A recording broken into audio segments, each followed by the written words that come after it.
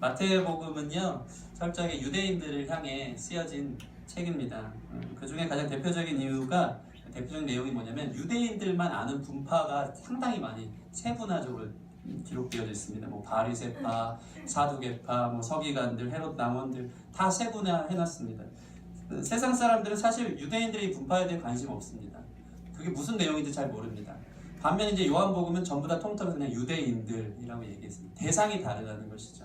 마태복음을 읽으면서 유대인들은 바리새파가 이런 색깔이 있지, 사두개파가 이런 내용이 있지 이해하면서 자기들의 이제 복음과 이야기로 듣게 되는 것입니다.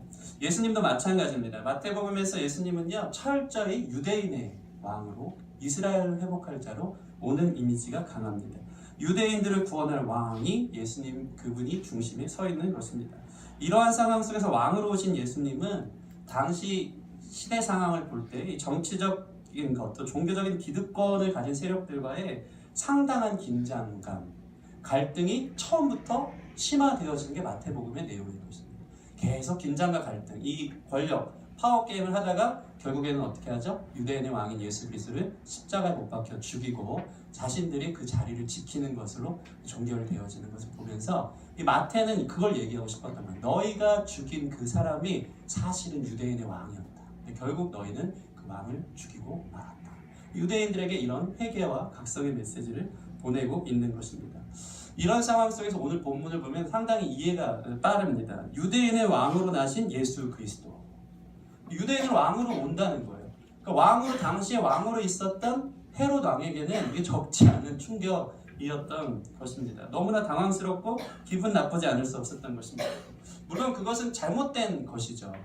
그러니까 헤롯 왕의 감정은 우리가 이해하겠지만 진짜 리얼 왕이 왔으면 섭정은 자리를 비켜야 하는 것이 맞습니다. 근데 헤롯은 그걸 고집하고 있는 거예요. 여러분 반지의 제왕 3 3탄 보면은 왕의 귀환인가요? 이 내용을 보면은 거기서 섭정이 등장합니다. 탐욕과 야심에 가득 찬 눈은 흐리멍텅하게 되어져서 자기 자리인 것처럼 그 자리를 고집하려고 왕이 옴에도 불구하고 끝까지 고집스럽게 자기 자리를 지켰던 그 섭정이 나옵니다. 자기 자리를 지키려고 별수를 다 써서 저항하고 있는 모습을 보지만 결국에는 왕의 자리를 내어줄 수밖에 없는 것이 그의 결국이었던 것입니다. 섭정은 자리를 비켜야 되는 것입니다. 여러분 삶에 고집스럽게 자리 잡고 있는 내가 왕 되려는 그 원래 본질이 아니거든요. 그 자리를 겸손하게 내려놓고 주님께 다시 한번 왕으로 인정하며 경배하는 저와 여러분의 삶이 되기를 주님의 이름으로 축원합니다. 예수 그리스도를 저항하고 있는 모습이 이제 실제적으로 오늘 마태복음 2장부터 등장하고 있는 것입니다. 왜 그랬을까요? 헤롯 왕. 역사적인 상황을 봐도 헤롯 왕이 그럴 만한 사람인 것 같습니다. 헤롯 왕은요, 헤롯 대왕으로 불리는 헤롯가의 첫 번째 왕이었습니다. 나중에 그의 아들들이 유대를 사분할해서 분봉왕으로 탁탁탁 자리를 잡아서 자기들의 점령지에서 왕의 자리로 나눠 먹기를 하고 있는데, 이 헤롯 대왕은요 로마 황제 안토니우스의 인정을 받아서 기원전 예수님 탄생하기 전에 37년 전부터 유다의 왕으로 자리 잡았습니다. 처음에는 그는 유대인들 사이에서 인기가 별로 없었어요. 어느 날 갑자기 등장한 왕이었기 때문에 로마의 앞잡이로만 여겨졌던 것입니다. 그래서 이 왕은 어떻게 하냐면 그 자리를 지키려고 유대인들의 지지를 얻기 위해서 유대인 여자를 자기의 와이프로 삼습니다. 미리암 1세라는 여인을 삼아서 그것을 통해서 유대인들에게 호의를 받고 환대를 얻으려고 합니다. 그렇게 34년 동안 유다 왕국을 통치했습니다. 심지어는 그가 왕이 될 때 무슨 조선시대에 수많은 자기 세력들이 아닌 사람들을 숙청하잖아요. 이런 일들을 단행하였는데요. 80세가 넘은 당시 대제사장이었던 아리스토블로스 3세를 죽입니다. 죽이고 자기 자리, 자기 세력들을 넓히려고 애를 쓴 것을 보게 됩니다. 심지어는 나중에 자기 아내 미리암 1세도 다 이용해 먹고 부정한 여인이라고 몰아쳐서 처형시키고 그 가정의 장모까지도 죽이는 일을 벌이게 됩니다. 조선시대 그죠? 같죠? 이런 것들을 보면 사실 이 피해 역사를 썼던 이 헤롯 대왕은 사람 죽이면서까지 자기 자리 지키려고 하는 것은 너무나도 이 사람의 역사적인 분위기를 볼 때 당연하게 여겼던 것입니다. 뭐 사람 죽이는 건 일도 아니었던 사람입니다.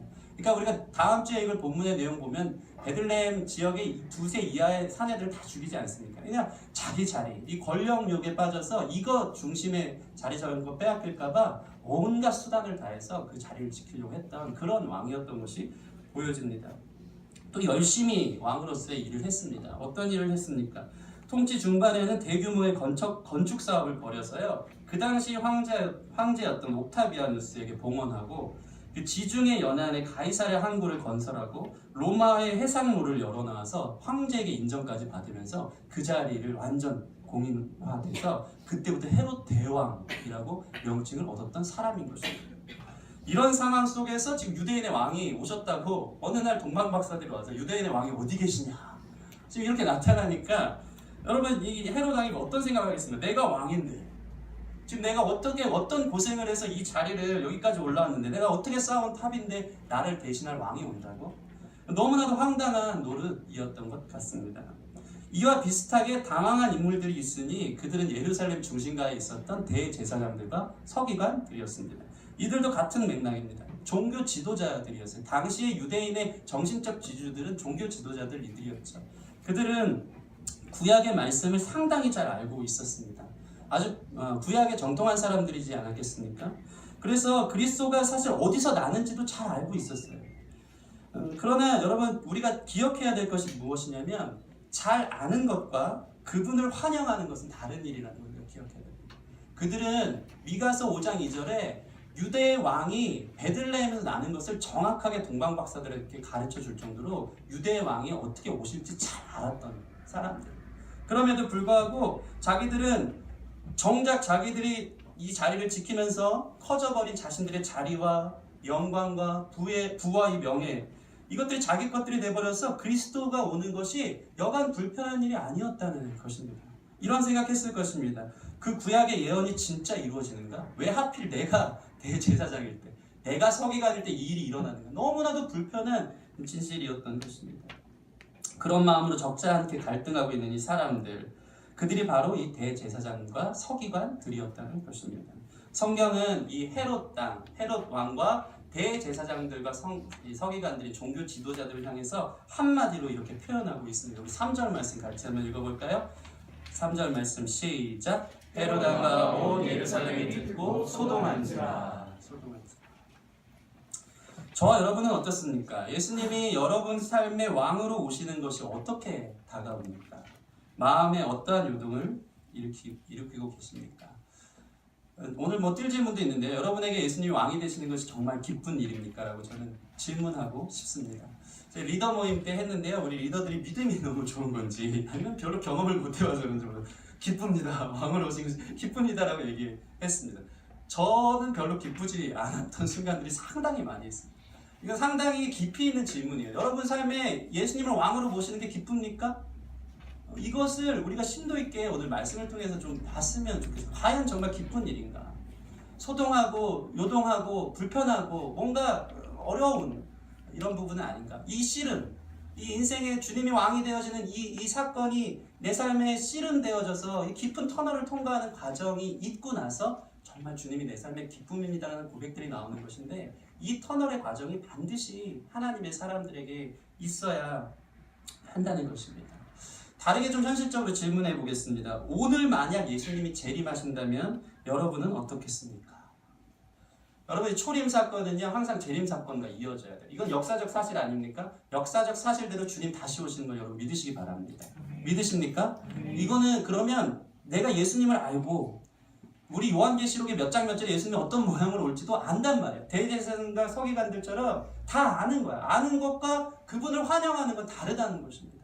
그분이 반드시 다시 오시는데 만약 오늘 그 왕이 우리 가운데 다시 한번 심판의 주로 이 땅의 새하늘과 새 땅의 주인으로 오신다면 우리의 마음은 어떻겠느냐 이 말입니다. 나는 과연 기뻐하며 기다리는 사람인가 아니면 두렵고 떨리고 적지 않게 소동하고 있는 그 모습인가를 오늘 이 말씀을 통해서 주님 맞을 준비를 하는 저와 여러분들이 되었으면 좋겠습니다. 우리 안에 있는 주인의식이 섭정의식들은 다 자리를 비켜야 될 줄 여러분 믿으시기 바랍니다. 그렇게 사시는 저와 여러분들 되었으면 좋겠습니다. 반면 이와 정반대의 인물들이 있습니다. 그들은 누굽니까? 동방에서 온 박사입니다. 그들은 그들이 가져온 예물의 내용을 볼 때 두 가지 추측설이 있어요. 어디에 동방의 박사인가? 첫째는 아라비아 사람들일 것이라는 이야기가 있습니다. 황금, 유양, 모략, 특히 유양, 모략은요, 이 아라비아 쪽에서 특산 품으로 이렇게 개발되어지는 설이 유력한데요. 그래서 이 사람들은 아라비아에서 온 박사들일 것이다. 또 한편으로는 페르시아, 바벨론 대제국 페르시아 쪽에 박사들일 것이라는 얘기가 유력합니다. 점성가들, 천문학이 그 당시 유행했기 때문에 이것들로 미래를 풀고 행했던 그 사람들이 페르시아에서 건너왔을 것이다. 특별히 이 말이 좀 이유가 타당한 이유는 유대인들이 이스라엘이 바벨론에게 70년간 포로 생활을 하지 않습니까? 포로 생활하면서 간접적으로 그들은 예수 그리스도, 다시 오실 메시아 그리스도에 대한 이야기를 유대인들을 통해 들었다는 것입니다. 바벨론 포로 생활하면서 그 메시아에 대한 얘기를 듣고 이 천문학을 하는 이 박사들이 저 영롱하게 튀어나오는 저 이상한 별, 저 별을 보면서 아, 저것이 바로 메시아를 예언하는 별이 아닌가, 그렇게 추측하고 따라왔을 가능성이 큰 것입니다. 아라비아인일 수도 있고 페르시아 박사일 수도 있습니다. 중요한 건 박사라는 사실이죠. 정통한 사람들입니다.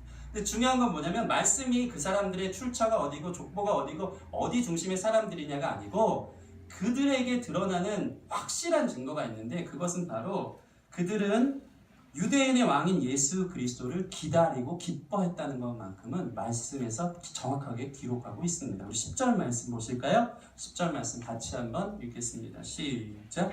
그들이 별을 보고 매우 크게 기뻐하더라. 메시아의 별, 그것을 인도하는 그 별을 따라서 수천 리길을 걸어오면서 그 별이 머무르는 곳에 갈 때마다, 또 정확하게 그 자리에 머무를 때마다 그들은 크게 기뻐하며 다시 오실 그리스도 메시아를 그들은 기다렸다는 것입니다.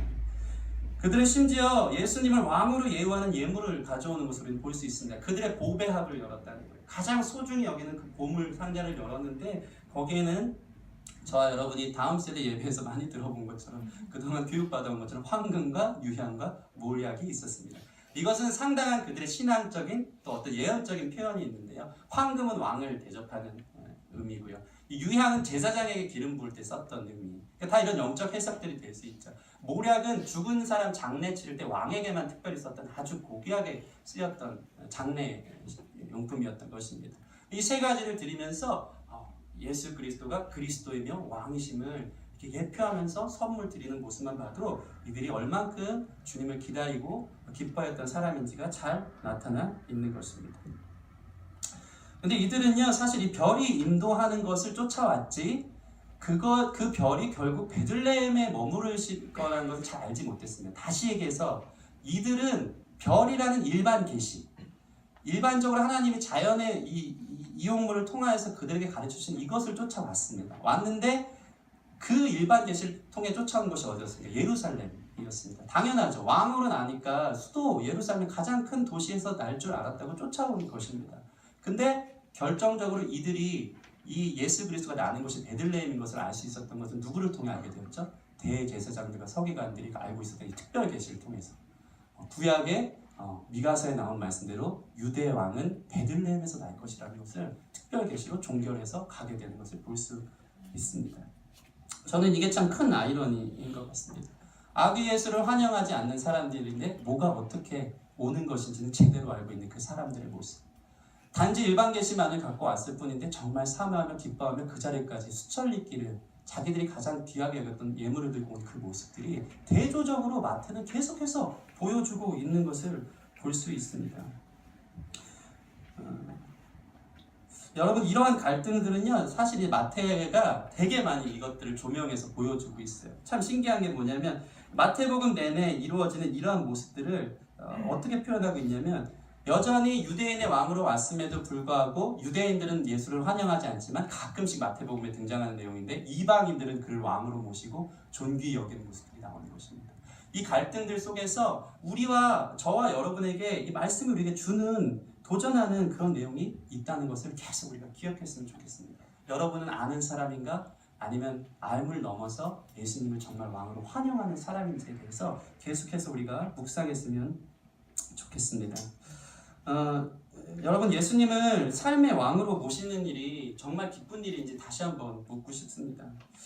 저는 이런 측면이 있는 것 같아요. 물론 동방박사들은요 참된 경배와 예물을 드렸지만 어떤 면에서 그들이 예수를 왕으로 인정하면서 그렇게 크게 내려놔야 할 실제적인 내려놓음들은 별로 없었을 것 같아요. 동방에서 살다가 예수님 왕으로 추대하고 인정하고 기뻐했습니다. 그런데 이 헤롯과 당시 종교 지도자들에게는요 유대인의 왕이 현실적으로 온다는 그 사실을 들었을 때 자기들에게 있어서 내려놔야 될 것이 참 많이 여겨졌기 때문에 적지 않게 소동하고 있었다는 것을 우리는 볼 수 있는 것입니다. 내가 어떻게 세워온 자리인데, 내가 왕인데, 나는 내 마음대로 살고 싶은데, 나 괜찮게 살고 싶고, 내가 자리 잡고 적당히 성공하면서 이렇게 애쓰면서 살아온 내 자리인데 예상치 않게 유대인의 왕이 온다고? 그것에 대해서 상당한 저항감이 있는 것을 볼 수 있습니다. 여러분, 예수님을 구주로 모시는 것이 쉬운 일입니까? 다시 한번 묻겠습니다. 구주가 무엇이죠? 구원의 주인 되시는 부분도 있지만 저는 이 생각을 했어요. 구주라는 단어가 갑자기 와닿습니다. 그분은 우리의 구원자이시라는 것이죠. 두 번째는 그분은 우리의 주님이라는 것입니다. 많은 사람들이 구주 되심에 있을 때 나의 구원자인 건 인정하는데 그분을 나의 주인 삼는 것에 대해서는 상당히 어려워하는 것을 보게 된다는 것입니다. 예수님이 여러분의 구원자는 맞는데 여러분의 주님이고 여러분의 왕이 아닌 사람들이 너무나 많이 있다는 것입니다. 부끄러운 얘기인데요. 제가 이 부분은 이제 설교 원고를 이제 쓰는데 계속해서 썼다 지웠다를 반복하면서 끙끙 앓기 시작했습니다. 목사임에도 불구하고 여전히 제 삶에 주님이 왕으로 오는 것이 100% 온전하게 드리지 못하는 제 삶을 보면서 뭘 가르칠 것이 없는 거예요. 너무 부족한 거예요. 왕으로 막 별의별 생각이 다 들었습니다. 여러분, 예수님을 여러분 마음의 중심에 두는 것은 무엇입니까? 마치 차의 트렁크에서 여러분 예수님을 운전대로 옮기는 것과 똑같습니다. 그렇게 여러분 삶을 드리시기 바랍니다. 막 원고 쓰다가 내가 아닌 거예요, 이 모습이. 막 이런 얘기가 여러분 삶의 암덩어리 하나만 들어와도 삶의 패턴과 태도가 달라지지 않겠습니까? 음식 조절을 하기 시작할 것입니다. 규칙적인 운동을 하기 시작할 것입니다. 작은 암만 들어와도 내 삶에 이런 변화가 있는데 여러분 삶에 암이랑 비교하는 건 좀 그렇지만 왕이신 예수님이 오실 때 정말로 의식하기 시작하고 그분으로 인해서 불편한 삶이 있을 수 있고 그분이 몸을 통해서 내 삶에 많은 패턴들이 깨어지고 내려놓아야 될 부분들이 있는 건데 하면서 구구절절 썼다가 지우고 이게 끙끙 앓면서 1시간 동안 이것을 했는데 정직하게 저와 여러분에게 제 고백을 드리자면 제 삶에 주님이 왕으로 오시는 것에 대해서 저는 동방박사 쪽보다는 헤로드 왕과 대제사장 같은 마음이 저 안에 있다는 것입니다. 여전히 제가 중요하고 제 삶이 중요하고 하나님을 통해서 내 만족 누리는 것이 중요한 제 모습을 고백하지 않을 수 없는 것입니다. 주님은 늘 필요할 때 꺼내 쓰는 램프의 진이처럼 그냥 내가 힘들 때만 찾아가지 그분을 내 삶의 왕으로 모시는 것이 너무나도 쉽지 않아요. 여전히 내 고집 부리고 내가 기뻐하는 일을 위해서는 하나님 필요 없을 때는 뒷전에 뒀던 그 모습이 바로 저의 모습이라는 것을 고백하게 되었습니다. 여전히 종교 의식만 남아있고 하나님의 살아계심을 알고 있기 때문에 마음은 상당히 불편하고 어려운데 왕으로 모시기는 쉽지 않은 제 모습을 정직하게 고백할 수밖에 없습니다. 우리 기쁨의 교회 성도님들과 함께 이러한 주님을 왕으로 모시는 이 번민과 갈등의 깊은 터널을 통과하여 예수님을 왕으로 모시는 일이 진짜 기쁜 일이라는 고백이 정직한 그 고백이 저와 여러분 삶 가운데 있기를 주님의 이름으로 축원합니다. 진짜 목사가 무엇인가 봤더니 진짜 목사는 말씀만 전하는 게 아니고 목사님 봤더니 작년 다르고 올해 다르더라. 지난주 말씀 다르고 이번 주 말씀 다르더라. 변화되어주는 것을 보여주는 게 진짜 목사라고 하더라고요. 저는 부족한 제 지금 상태는 이렇지만 온전히 주님께 순종함을 통해서 내 삶의 왕이신 예수님을 모시는 것이 정말 기쁜 일이라는 것을 여러분에게 정직하게 고백할 날이 오기를 소원합니다. 그 변화를 여러분에게 보여주고 싶어요. 같이 기도하면서 함께 왜 기쁨의 교회인지 주님 왕으로 모시니까 진짜 기쁘다. 이 고백 가운데로 나아가는 성숙하고 성화되어지는 저와 여러분의 삶이 되었으면 좋겠습니다. 최근에 제가 SNS에서 제일 참 존경하는 한 목사님의 글귀를 인상 깊게 보았습니다. 이분의 글귀는 이런 내용이었습니다. 집착과 집중의 차이에 관한 글이었습니다. 잘 들어보세요. 집착과 집중은 매우 비슷한 것처럼 보입니다. 그러나 집착하는 사람은 인생이 바닥으로 떨어지고 집중하는 사람은 반드시 정상의 자리로 오릅니다. 집착은 밀착해 있는 것이고 집중은 렌즈를 통해 정확하게 보는 것입니다. 집착은 밀착해 있는 거예요. 사물을 제대로 못 봅니다. 이것을 집착하는 건 이렇게 보는 거니까 이건 성경책으로 안 보지 그냥 까만색으로 보는 거예요. 집중은 뭐냐면 렌즈를 통해서 현미경을 통해서 보는 거예요. 이게 뭔지 정확하게 분석해서 볼 수 있는 차이를 그분이 글에 올려놓으셨더라고요. 이런 맥락으로 보니까 글에 이런 내용이 있었어요. 집착은 감정에 이끌리고 집중은 의지에 이끌린다. 집착은 지배하려 하고 집중은 리드하게 된다. 집착은 쾌감을 추구하지만 집중은 만족을 추구한다. 집착은 파괴적이지만 집중은 창조적이다. 몇 가지 요약한 것입니다. 여러분은 어떻습니까? 집착하고 있는 것은 죄의 가능성이 많습니다. 그게 사물이 제대로 뭔지 잘 몰라요. 그것은 여러분을 파괴하고 있고요. 여러분을 지배하려 하고 있고요. 상당히 감정에 이끌려 가고 있는 경우가 많습니다. 집중은 무엇입니까? 사물을 제대로 보는 것. 그것을 분별할 줄 알고 그것에 대해서 리드할 수 있는 능력이 생기는 것이 집중입니다. 여러분 삶의 집착을 끊고 예수님께 집중하는 저와 여러분 되었으면 좋겠습니다. 그럴 때 예수님께 집중하는 삶을 살 때 우리 삶에 있는 그 죽도록 즐기고 싶은 그 욕구들, 그 죄의 그 혈안이 된 그 마음들이 정직하게 보여지기 시작하면서 하나님께서 이끄시는 삶으로 나아가게 되는 것을 여러분 믿으시기 바랍니다.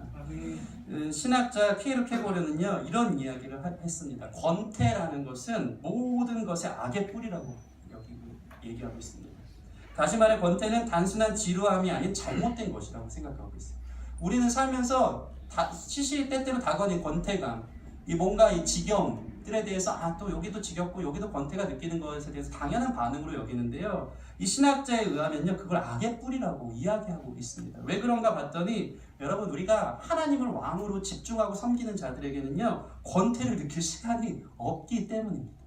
죄에 집착하고 세상적인 것에 집착하면 그것이 주는 것은 늘 허무함과 공허함과 권태와 지루함밖에 없어요. 경험해봐서 아시죠? 경험 안 해본 것처럼 저를 쳐다보고 있는데 더 경험하도록 막 이런 얘기하고 있고. 근데 하나님께 집중된 삶은요 믿음의 모험의 삶이 되는 거예요. 예수님의 발자취를 따라가는 사람에게는 권태가 없습니다. 늘 새롭고 늘 도전적이고 늘 창조적이고 늘 올라가는 삶이 되어지는 것입니다. 여러분 이런 믿음의 삶을 사는 저와 여러분 됐으면 좋겠습니다. 하나님께 집중하고 예수님의 삶을 사는 자의 역동성이 회복됐으면 좋겠습니다. 창조성이 회복되고 새로운 공기가 여러분 삶에 불어오기를 주님의 이름으로 축원합니다. 여러분 우리가 예수님께 집중하면 어떤 일이 일어나기 시작합니까? 다시 말해서 우리 예수님을 왕으로 모시기 시작하면 어떤 일이 일어납니까? 우리 5절에서 6절 말씀 같이 보실까요? 오늘 말씀 5절에서 6절 같이 읽겠습니다. 시작. 이르되 유대 베들레헴에 오니 이는 선지자로 이렇게 기록된 바 또 유대 땅 베들레헴아 너는 유대 고을 중에서 가장 작지 아니하도다. 내게서 한 다스리는 자가 나와서 내 백성 이스라엘의 목자가 되리라 하였음이니라. 아멘. 아멘. 여러분 주님께 집중하기 시작하고요. 주님을 왕으로 모시기 시작하면요. 주님께서 우리를 다스리기 시작합니다. 그분이 우리를 다스리면요. 그 다스림은 헤롯의 다스림과는 차원이 다른 다스림입니다. 여러분 세상 군왕들 또 세상의 정치를 쥐고 있는 많은 권력자들의 다스림은요. 그들의 자리가 주는 두 가지가 있어요. 권리와 책임이 있거든요. 많은 사람들 세상의 군왕들은 그 권리를 누리려는 게 혈안이 되어 있습니다. 그러나 주님의 다스림은 권리를 포기하고 끝까지 책임지는 다스림이라는 것을 믿으시기 바랍니다. 그분은 자기의 높은 자리를 떠나서 우리의 죄의 값을 책임지기에 십자가에 죽기까지 자신의 자리에서 있는 그 책임을 끝까지 감당하신 분이 우리를 다스리는 왕이라는 것입니다. 그분께 집중하면 그분의 섬김이, 그분의 다스림이 우리 삶의 실제화되어서 우리 인생을 책임지는 것을 여러분 경험하게 될 줄 믿습니다. 그분은 특별히 오늘 말씀 보면요. 다스리는 자가 나와서 내 백성 이스라엘의 목자가 되리라라고 나와 있습니다. 여러분 주님께서 여러분의 목자가 되신다고 하셨습니다. 마태는 이 부분을 많이 집중하고 있습니다. 마태복음 9장 36절 보면요. 예수님께서 무리를 보시며 목자 없는 양같이 불쌍히 여기는 모습이 나옵니다. 정확하게 성경에 이렇게 표현되어 있습니다. 목자 없는 양과 같이 고생하며 기진하며. 세상의 군왕들에게 맡겨놓고 자기의 삶의 주인이 자기가 되어진 사람들의 결국은 목자 없는 양같이 고생하며 기진하는 삶이 되는 거예요. 그러나 예수님을 우리 삶의 왕으로 모신 사람은 그분이 목자 되셔서 우리 삶을 푸른 초장 쉴만한 물가로 인도하시는 분이라는 것입니다. 시편 23편 가장 좋아하는 말씀이 됐는데 마지막 구절에 뭐라고 나왔어요? 주의 인자하심과 신실하심이 정녕 나를 따르리니 내가 여호와의 집에 영원히 살리라. 그분의 인자하심과 그분의 자비, 그분의 신실하심이 정녕 나를 따른다고 되어 있어요. 그분이 우리 목자 되신 분임을 여러분 믿으시기 바랍니다. 그분의 목자 되심은 그 인자와 진실하심과 사랑을 끝까지 추격해서 우리를 마침내 하나님의 집으로 인도하시는, 왕의 자리, 궁전으로 인도하시는 참된 목자 되신다는 것을 여러분 기억했으면 좋겠습니다. 예수님을 왕으로 모신 자의 삶으로 우리가 나아갔으면 좋겠습니다. 그분의 삶을, 그분의 다스리심과 통치하심을 받는 자의 삶은 어떻습니까? 우리 요한복음 10장 10절인데요. 같이 한번 읽어볼까요? 준비됐나요? 요한복음 10장 10절 우리 같이 한번 찾아보겠습니다. 요한복음 10장 10절 말씀.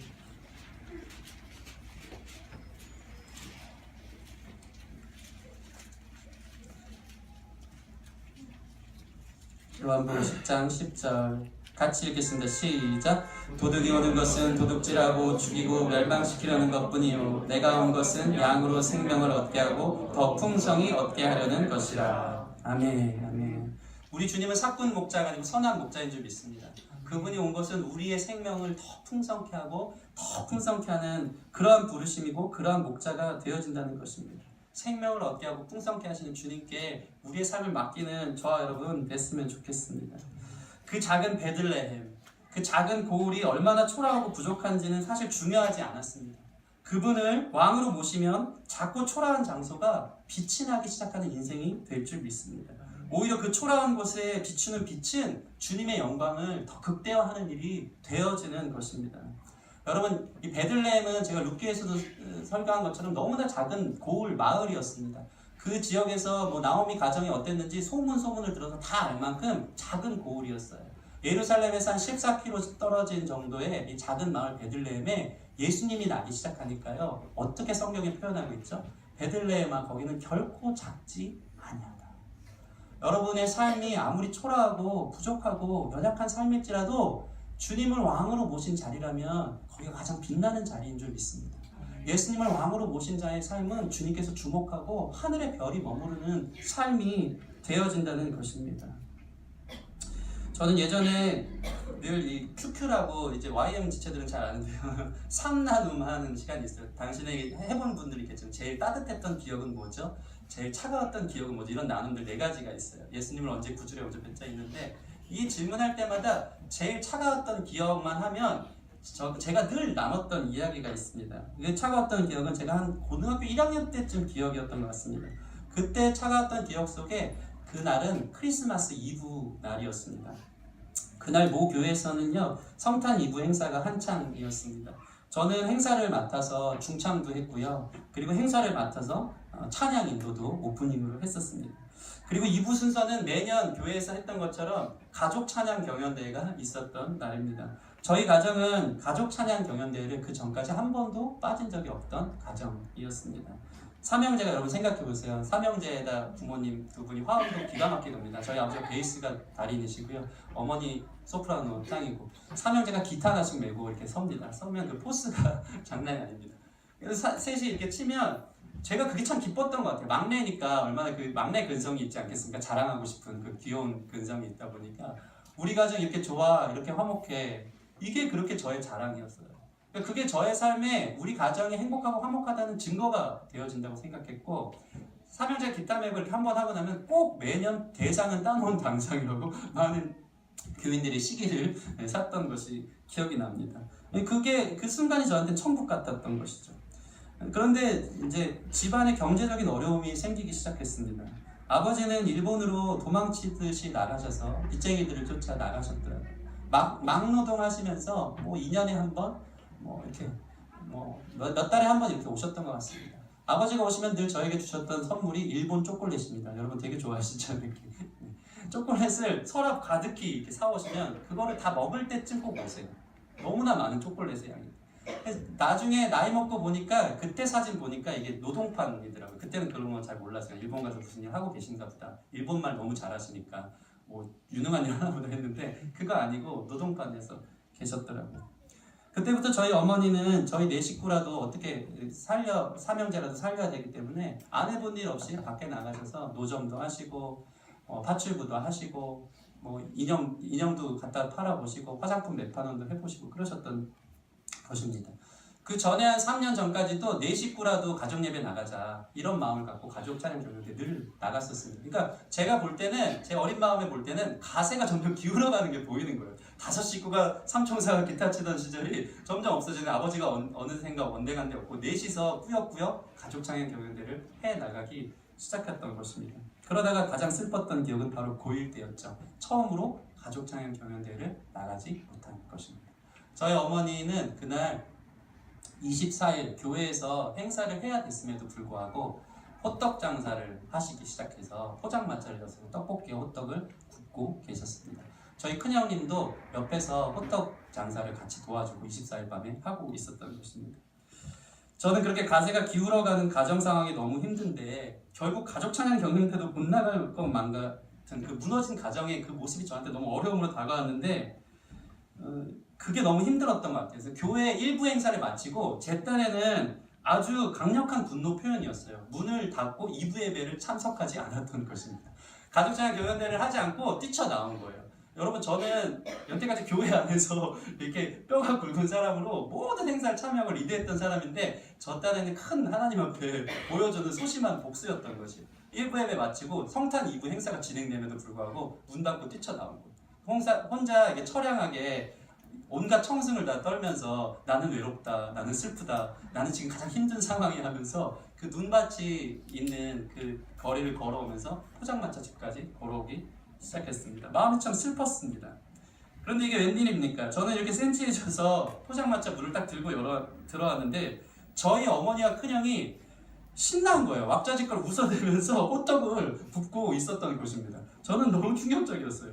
알고 봤더니 24일날 대목을 만나서 정말 신나게 불이 나게 호떡 장사를 하고 있었던 것 같습니다. 저는 그게 더 화가 난 거예요. 이런 가정 상황이 어렵지 않나, 마음이 아프지 않을까. 지금 이 상황에서 지금 교회 행사가 한참인데 호떡 장사하는 이게 처량하고 비참하지 않나. 이게 뭐가 좋다고 형님이랑 이렇게 신난다고 웃어대면서 이러고 있는가. 너무 화가 난 거예요, 어린 마음에. 그래서 용기를 내서 그 사춘기 소년이 엄마한테 한마디 했습니다. 엄마 안 힘들어? 성탄절 행사도 못하고 이러는 거 마음 아프지 않아? 한마디 던졌어요, 용기를 내서. 그랬더니 어머니는 아무 말씀이 없으셨습니다. 큰형이 한마디 하더라고요. 지랄하네. 올라가서 밥이나 먹으라고. 딱 한마디를 저한테. 아니, 더 충격적이었어요, 그 얘기가. 아니, 이 사람들은 감정도 없나? 나는 이것 때문에 혼자 너무 철학맞은 신세로 마음이 너무 아프고 힘들어 죽겠는데 나한테 지랄하는 애가 뭐야 그러면서 올라가서 밥 먹으라고 혼자 올라가서 방에서 계속 그 일부러 보일러도 안 켜놓은 것 같아요. 벽에 기대고 혼자 청승을 떤 거야. 나는 외롭다, 나는 슬프다, 난 오늘 가장 인생에 있어서 가장 고통스러운 지옥 같은 날이야 이러면서 혼자 그러고 있었어요. 왜 여러분 응답하라 1988 보면은 그런 내용 있지 않습니까? 어른들은 감정이 없는 게 아니라 그냥 버티고 참고 있는 거라고 하잖아요. 지금 생각하니까 저희 어머니랑 큰형이들 왜 서럽지 않고 왜 마음이 안 아팠겠습니까? 근데 사실 안 아팠고 실제로 봤더니 진짜 그냥 기분 좋았을 텐데 혼자 또 여전히 동심에 빠져서 그렇게 해석할 수도 있는데 아무튼 제가 여러분 이 이야기를 하는 이유가 어디 있냐면요. 그날 저는 성탄 2부 행사가 울려 퍼지는 화려하고 너무 밝았던 그 모든 조명이 모든 스포트라이트가 그쪽을 비추고 있었다고 생각했을 때 우리 아기 예수님을 향했던 별은 그날 밤 우리 집에 이 포장마차를 비추고 있었다는 것을 저와 여러분들에게 나누고 싶어서 이 이야기를 하는 것입니다. 저는 아직도 그때 포장마차의 어머니를 기억합니다. 추운 겨울에도 전기세 아껴야 한다면서 옷을 몇 겹씩 껴입고 촛불 하나 놓고 겨울을 버티신 그 저희 어머니를 생각합니다. 여러분 촛불 하나로 어떻게 겨울 버티는지 아십니까? 촛불을 의자 밑에 깔아요. 그리고 그 위에 그 명란 젓갈통 쇠로 된 거 있잖아요. 큰 거. 그걸 덮고 그 위에 방석 2겹을 깔면요. 거기 앉으면 그게 이제 히팅 시트가 되는 거예요. 전기세 하나 아끼려고 촛불 하나 밝히고 늘 그 자리에서 조용히 들어가기만 하면은 물론 그날은 대목이어서 신났던 것 같지만 조용히 들어가기만 하면은 할 게 뭐가 있겠어요. 저희 어머니가 기도하시더라고요. 밤이 맞도록 기도하시면서 우리 가정 구원해 달라고 우리 가정 불쌍히 여겨 달라고 호떡집에서 호떡 장사하면서 늘 기도하셨던 어머니. 그리고 호떡 기름이 다 묻었던 그 성경책, 이게 보이지도 않는 거 노란색 그 대결등 밑에서 보고 계셨던 그 어머니가 생각나네요. 문 열고 들어가면 눈물 훔치면서 왔냐고 하셨던, 얼마나 내던진 그의 삶, 자녀들을 위해서 희생한 그의 삶, 얼마나 비참하고 초라하고 힘들었겠어요. 그러나 아랑곳하지 않고 매달릴 게 주님밖에 없어서 촛불 밑에서, 촛불 위에서 늘 기도하셨던 그 어머니를 볼 때 저는 그 베들레헴에 비춘 예수님의 빛이 그 별이 그날 포장마차를 비추고 있었다고 확신합니다. 왜냐하면 그때 어머니의 기도 속에서는 예수님을 자신의 삶의 왕으로 인정하고 고백했던 기도라고 저는 확신하기 때문입니다. 지나온 삶을 이렇게 돌이켜 보니까요, 그 자리가 가장 밝고 빛났던 이유가 뭐냐면, 비록 누추하고 천한 말구유 같은 곳일지 모르겠지만 그곳에서 예수님을 왕으로 모시고 기도하셨던 어머니의 기도를 통해서 저희 가정은 두 아들이 목사가 되었고 첫째 형님은 잘 나가는 사람이 되었습니다. 그리고 은혜와 구원의 여정으로 지금까지 하나님 은혜로 걸어왔다는 것을 부인할 수 없게 된 것입니다. 사실 너무나도 가난했던, 이게 뭐 여러분에게 예수님 믿으면 뭐 영적인 축복에 물질적인 육체적인 축복도 다 없는 뭐 부흥사 같은 말씀으로 들릴지 모르겠지만, 저는 사실 가난했던 영구 임대 주공아파트 2단지 사람이었습니다. 우리 요한 목사님 5단지 사람. 누가 더 가난한지를 매기해야 되는 그런 사람들입니다. 그랬어요. 늘 나라에서 주는 쌀 얻어먹으려고 초등학교 때부터 작은 형 손잡고 멀리 동사무소까지 가서 전부미 받아먹으러 갔던 그런 삶인데, 돌이켜서 보면 지금 현재 그 2단지를 나와서 좋은 아파트 저희 어머니 사셔가지고 그렇게 지내고 있고, 근데 참 안타까운 건 뭐냐면, 여전히 뭐 이렇게 비교하는 건 웃긴데 2단지에 머물러 있는 그 어머니가 늘 전도해도 아랑곳하지 않고 듣지 않고 교회 다니기 싫어했던 그분들, 여전히 그냥 너무 비참하게 그곳에서 막 당뇨병 걸리고 힘들어하고 예수는 믿지 않고 자녀들 결혼도 못 시키고, 이런 모습들을 제가 보면서 하나님을 믿는다는 건 무엇인가, 사랑하는 자여 내 영혼이 잘된 같이 내가 범사에 잘되고 강건하길 간구하노라. 영혼이 잘되고 범사가 잘되는 것이 예수님을 왕으로 모신 삶의 결국이라는 것을 제가 보게 되었다는 것입니다. 여러분, 우리 주님 이렇게 좋은 분이라는 것을 믿으시기 바랍니다. 하나님 믿으면요, 자꾸 초라한 저희 가정에 오신 예수님으로 인하여서 우리 삶이 영생복락을 향해 가는 것처럼 여러분 삶에도 동일한 하나님이신 줄 믿습니다. 여러분 삶의 왕으로 나신 이는 지금 어디 계십니까? 여러분의 마음 어디에 머물고 계십니까? 여러분 중심에 모시기를 축원합니다. 여러분의 마음의 자리가 베들레헴이어도 좋으니까 그곳에 주님을 모시면 유대 고울 중 가장 작지 않냐, 가장 밝고 명랑한 천국의 삶이 시작되는 것을 믿으시기 바랍니다. 우리 마음의 모든 소동을 잠재우고 우리 예수님의 오심을 기쁨으로 맞이하여서 별이 머무르는 저와 여러분의 삶이 되기를 주님의 이름으로 축원합니다.